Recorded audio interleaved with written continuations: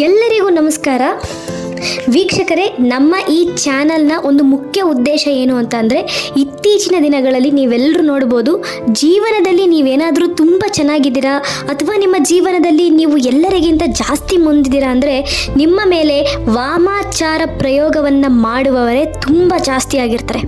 ಇವತ್ತಿನ ಕಾಲದಲ್ಲಿ ನಿಮಗೇನು ಗೊತ್ತಿರುತ್ತೋ ಬಿಟ್ಟಿರುತ್ತೋ, ಈಗಿನ ವಾಮಾಚಾರದ ಒಂದು ಮಾಟ ಮಂತ್ರದ ಒಂದು ಯಂತ್ರಗಳನ್ನು ನೀವು ತಿಳ್ಕೊಂಡಿರಬೇಕು.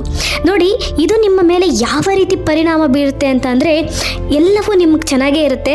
ನೋಡಿ, ಸಡನ್ನಾಗಿ ಬಿಸ್ನೆಸ್ ಲಾಸ್ ಆಗೋಗುತ್ತೆ, ಸಡನ್ನಾಗಿ ಮನೆಯನ್ನು ಕಳ್ಕೊಂಡ್ಬಿಡ್ತೀರಾ, ಎಲ್ಲವೂ ಚೆನ್ನಾಗೇ ಇರುತ್ತೆ. ಆದರೆ ನೀವು ತುಂಬ ಇಷ್ಟಪಡೋರು, ಪ್ರೀತಿಸೋರನ್ನೇ ನೀವು ಕಳ್ಕೊಂಡ್ಬಿಡ್ತೀರಾ. ಈ ರೀತಿ ತುಂಬ ಜನಕ್ಕೆ ತಮ್ಮ ಜೀವನದಲ್ಲಿ ಅನುಭವವಾಗಿದೆ.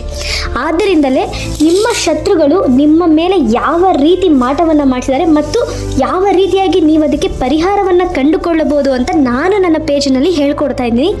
ಈ ವಿಡಿಯೋವನ್ನು ದಯವಿಟ್ಟು ಯಾರು ಸ್ಕಿಪ್ ಮಾಡಬೇಡಿ. ತುಂಬಾ ಸಣ್ಣ ಪುಟ್ಟ ಪರಿಹಾರಗಳ ಮೂಲಕ ನಿಮ್ಮ ಶತ್ರುಗಳನ್ನ ನೀವು ನಾಶ ಮಾಡ್ಬೋದು. ಇದನ್ನು ನೀವು ನೋಡಲೇಬೇಕಾದ ವಿಡಿಯೋ.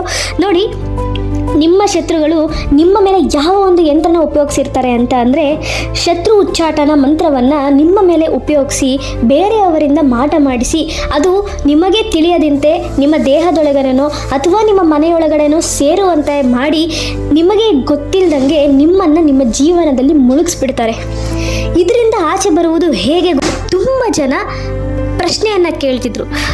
ಅದಕ್ಕೆ ನಾನು ಉತ್ತರದೊಂದಿಗೆ ಬಂದಿದ್ದೇನೆ. ನೋಡಿ, ಈಗ ನೀವು ನಮ್ಮ ಸ್ಕ್ರೀನ್ ಮೇಲೆ ಒಂದು ಮಂಡಲವನ್ನು ನೋಡ್ಬೋದು. ಅದು ಯಂತ್ರದ ಮೇಲೆ ಬರ್ತಿರ್ತಕ್ಕಂತಹ ಒಂದು ಮಂತ್ರ. ನೋಡಿ, ನಿಮಗೆ ಯಾರಾದರೂ ಶತ್ರು ಇದ್ದರೆ, ಆ ಶತ್ರು ನಿಮ್ಮ ಜೀವನಕ್ಕೆ ಅಡ್ಡವಾಗ್ತಿದ್ದಾರೆ ಅಥವಾ ಅವರು ನಿಮ್ಮ ಅಕ್ಕಪಕ್ಕದಲ್ಲಿ ಇರಬಾರ್ದು ಅಂತ ನಿಮಗೇನಾದರೂ ಅನಿಸಿದ್ರೆ, ನಾನು ಹೇಳಿಕೊಳ್ಳುವಂತಹ ಈ ಒಂದು ಸಣ್ಣ ಪ್ರಯೋಗವನ್ನು ಮಾಡಿ ನಿಜವಾಗ್ಲೂ ನಿಮ್ಮ ಶತ್ರುವಿನ ಮೇಲೆ ಯಾವ ರೀತಿ ಪರಿಣಾಮ ಬೀರುತ್ತೆ ಅನ್ನತಕ್ಕಂಥದ್ದನ್ನು ಆಮೇಲೆ ನೀವೇ ಆಲೋಚನೆ ಮಾಡಿ. ತುಂಬ ಸಣ್ಣ ಪುಟ್ಟ ನೋಡಿ, ನಾವು ಈಗ ಸ್ಕ್ರೀನ್ ಮೇಲೆ ತೋರಿಸಿದ್ದೀವಿ ನೋಡಿ, ಈ ಒಂದು ಯಂತ್ರ ಹೇಗಿರುತ್ತೆ ಅಂತ. ಒಂದು ಯಂತ್ರವನ್ನು ತೆಗೆದುಕೊಂಡು ಆ ಯಂತ್ರದ ಮೇಲೆ ಮಧ್ಯದಲ್ಲಿ ನಿಮ್ಮ ಶತ್ರುವಿನ ಹೆಸರನ್ನು ಬರೆದು 4 ದಿಕ್ಕಲ್ಲಿ ನೋಡಿ, ನೀವೇನು ಎಲೆಯ ಆಕಾರವನ್ನು ನೀವು ನೋಡ್ತಿದ್ದೀರಾ, ಅಲ್ಲಿ ನೀವು ಅಂತ ನೀವು ಎಲ್ಲದರ ಒಂದು 4 ಇದರಲ್ಲೂ ನೀವು ಬರಿಬೇಕು. ಅದರ ಅರ್ಥ ಏನು? ಅದು 4 ದಿಕ್ಕನ್ನು ಸೂಚಿಸುತ್ತೆ. 4 ದಿಕ್ಕಿನಿಂದಲೂ ನಿಮ್ಮ ಶತ್ರುವಿನ ಉಚ್ಚಾಟನ ಆಗುತ್ತೆ ಅಂತ ಅರ್ಥ.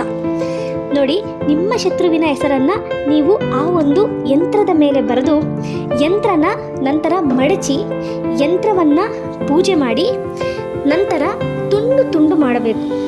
ನಿಮಗೆ ಅರ್ಥ ಆಗಿಲ್ಲ ಅಂದರೆ ಇನ್ನೊಂದ್ಸಲ ಹೇಳ್ತೀನಿ.